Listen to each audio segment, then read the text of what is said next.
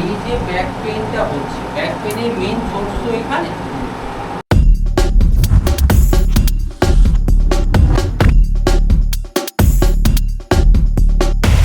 So hey guys, welcome and welcome to another vlog. তো আজকে কেসটা হচ্ছে, আজকে সানডে রাইডে যাচ্ছি না, আজ একটা অন্য জায়গায় যাচ্ছি। আমরা তোমাকে মনে রাখবো, হয়তো বলেছিলাম আমরা একটা সারপ্রাইজ একটা জিনিস আসছে, সেটা এখন বানাচ্ছি না কি সারপ্রাইজ, বাট সেইটার জন্য যদি আমাদের সময় কম আছে আমরা একটা কাজে যাচ্ছি। বাকিটা তুমি বলে দাও কি যাচ্ছি।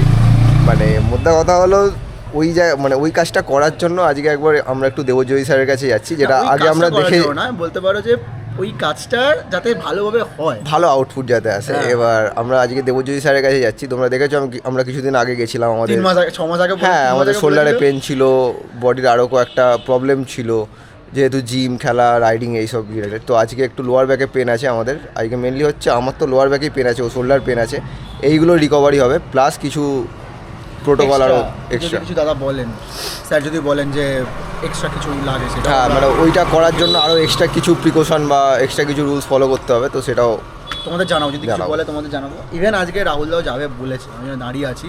অ্যাকচুয়ালি রাহুলদা যাবে বলেছে, আর রাহুলদা আসছে, এখন এসে পৌঁছায়নি, as usual late. Anyway he is always late, as usual late.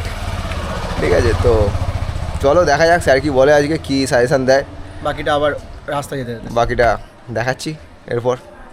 2 ঘন্টা ওয়েট করি, আমাদের রাহুলদা জয়েন করেছে, করে আবার আগে এগিয়ে যাচ্ছে, রাস্তা ছেলেটা তাও আগে এগিয়ে যাচ্ছে। ঠিক আছে, আর শুভর বাড়ির কাছে ফোন করলো, শুভর বাড়ির কাছে আসছি, ওখানে 15 মিনিট। এমন ফালতু ছেলে, ওখানে ফোন করে যখন বললাম তখন বললো মন্দির তলায় আসে। আমি ফার্স্ট টাইম ফোনটা, আমি ফোনটা ইস্যু হয়ে গেছে, আমি গাড়িটা স্টার্ট করে গেছি, ফোনটা ইস্যু হয়নি, ফোনটা ট্যাপ হয়ে গেছে। আমি কী বললাম, আমি ফোনটা ধরে বললাম যে শুধু তুমি এতে চলে আসো মন্দির তলা। আরে ফোনটা তো রিসিভ হয়নি। ভাবো ফোন রিসিভ না করে কথা বলছে। না, আমরা অ্যাকচুয়ালি দেবজয়ীদাকে 9:30টার সময় টাইমিং দিয়েছিলাম, ঠিক আছে, 9:30টায় টাইমিং দিয়ে আমরা এখানেই 9:20। তোমার জন্য আমার কথার কোনো দাম থাকবে না, ফালতু ছেলে। কেন জোরে যাবো কেন?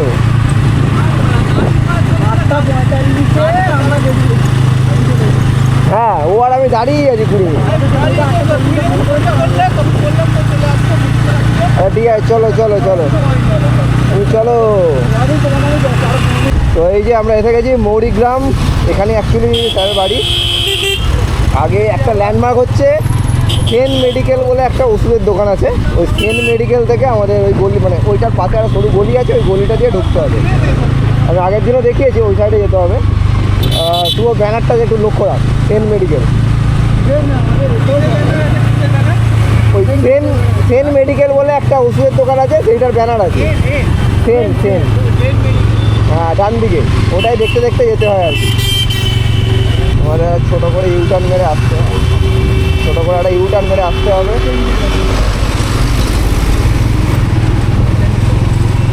হ্যাঁ। তো আমাদের এই গোলাইটা থেকে একটু ইউটার্ন মেরে আসতে হবে আর কি, ব্যাকে আসতে হবে আমাদের। ইউটার্নটা মেরে আসি, এতে গলিটা একটু সরু গলি। রাহুলদা ইউটার্ন মারো।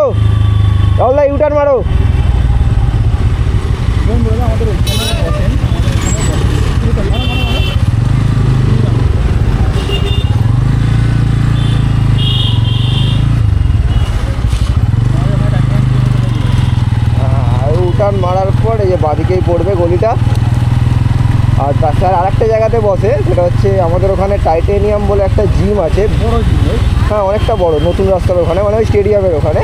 তো ওইখানেও একটা জায়গা আছে, সেখানে স্যার বসে, ওখানে বুধ আর শনি স্যার বসে।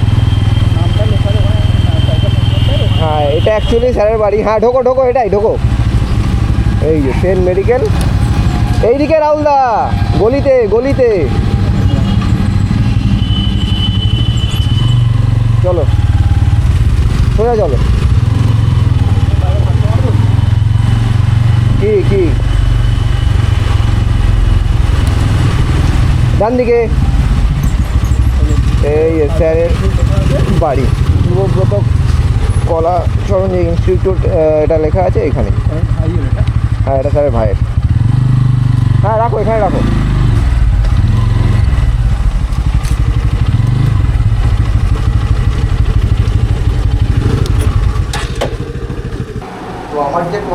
হচ্ছে আমার প্রবলেমটা হচ্ছে তোমার লোয়ার ব্যাকটা ভীষণ রকমের ব্যথা হয়ে আছে। আগের দিন আমি ডেডলিফট করেছিলাম জিমে, তারপরে তোমার লেগ প্রেস করেছিলাম হেভি ওয়েটে, অ্যান্ড দেন তারপরে দিন ফুটবল খেলতে গেছিলাম। যাওয়ার পরে কী হয়েছে, মানে দাঁড়িয়ে আছি তাও লোয়ার ব্যাকে ব্যথা, বসছি উঠছি ব্যথা, মানে নিচু হয়ে জুতো পরতে যাচ্ছি তাও লোয়ার ব্যাকে ব্যথা হয়ে আছে। আর ওই কম্পিউটারের জন্য প্রাইস শোল্ডারটা তো আছে জানো, লোয়ার ব্যাকটা প্রচুর রকমের ব্যথা, কারণ দাঁড়িয়ে থাকতে গেলেও ব্যথা হচ্ছে, চেয়ারে বসে আছি তখনও ব্যথা হচ্ছে। হচ্ছে যে এই যে ব্যাক পেইনটা হচ্ছে, ব্যাক পেইনের মেইন সোর্স তো এখানে। এবার এইখানে যখন ডেডলিফট করো, এখানে দুটো তিনটে মেন মাসেলস থাকে। একটা হচ্ছে কোয়াড্রাস লাম্বোরাম, টেনসার ফ্যাসালাটা, আর এরেক্টাস স্পাইন। এবারে এই যে ল্যাটিসিমাস ডরসাই, এই ল্যাটিসিমাস ডরসাই শেষ হচ্ছে L2 L3 তে, এখানে এসে এর অ্যাবজর্পশন হচ্ছে এই পার্ট, ঠিক এই পার্ট যেখানে দুটো স্যাক্রোলিয়ার জয়েন্ট থাকে, তার মিডল জাংশনে L4, এইখানে মেইন পেইন হয়। কেন, তারপরে গ্লুটস চলে আসছে, ফলে লোডটা অ্যাবজর্পশনের পর যে হচ্ছে লোডটা যে ট্রান্সমিট হবে, সেই ট্রান্সমিটটা হচ্ছে। এর সঙ্গে যেটা ইম্পর্টেন্ট সেটা হচ্ছে, আমি যদি ওপর থেকে অ্যাসেস করি, সেটা হচ্ছে স্ক্যাপুলার মিডিয়াল বর্ডার বা স্ক্যাপুলার স্টেবিলাইজার যে মাসেলস আছে, এ যদি প্রপার ট্রেনিং পায়, তার সঙ্গে ল্যাটিসিমাস ডরসাইয়ে training with serratus posterior and serratus anterior, এই পার্ট, তাহলে এই পার্টটাকে স্ট্রেনথেন করা, এই পার্টটাকে স্ট্রেনথেন করা, ল্যাটিসিমাস ডরসাইকে অ্যাক্টিভেট করা এবং গ্লুটসকে স্ট্রেনথেন, তার সঙ্গে ফুট অ্যাঙ্কেল স্ট্রেনথেন, এই কাইনেটিক চেন ওয়াইজ যদি প্রপার ট্রেনিংটা করো, তবে ডেডলিফট করো বা any kind of back exercise যদি প্রলং করো, তবে এইখানে অ্যাবজর্পশনটা ফিক্স থাকবে, যে লোডটাকে নিয়েও রেখে দিচ্ছে। লোডটা যখনই ট্রান্সমিট হচ্ছে না, তখনই ব্যাক পেন ফিরে আসছে। লোডটা যখন ট্রান্সমিট হয়ে যাবে, ব্যাক পেন হবে। এই হচ্ছে পুরো সিনারি। এইভাবে ট্রেনিংটা করো রেহান ট্রেনিং।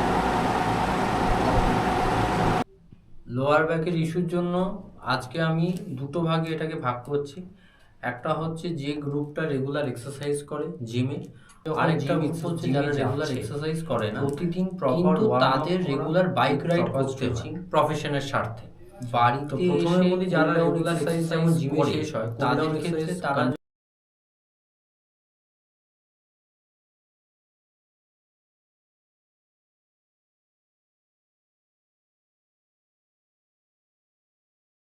কন্টিনিউ করা হয়, এবং তার সঙ্গে সঙ্গে আইস দেওয়া, যেদিন যে পার্টি ট্রেনিং করবে, যে এক্সারসাইজে ব্যাকের লোড বেশি, যেদিন তাদের ব্যাক ট্রেন হওয়ার জন্য, সেখানে যেন এটা মাথায়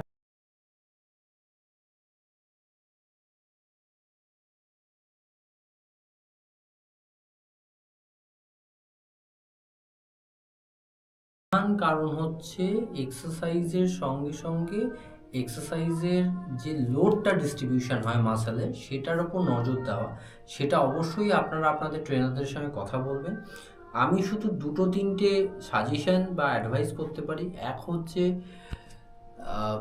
আপার ব্যাক বা স্ক্যাপুলার স্টেবিলাইজেশন মাসেল, সেই মাসেলের ট্রেনিং বা যাতে ল্যাটিসিমাস ডরসাই বাড়ে, তার যে মাসেলটা কোমরে জোর বাড়ে, যেটা তার জোর দেবেন। তৃতীয় নম্বর হচ্ছে গ্লুটস মাসেল,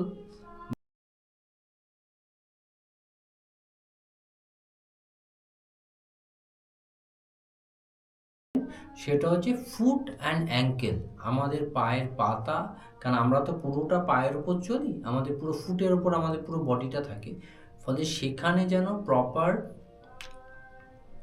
লোডটা পড়ে, তার জন্য কিছু গ্রুপ অফ এক্সারসাইজ আছে, সেগুলোকে আলাদা করে করানো। এবং ফুট অ্যাঙ্কেল এক্সারসাইজ আমার সাজেশন সপ্তাহে অন্তত 3 দিন করে করা উচিত, অন্তত 3 দিন।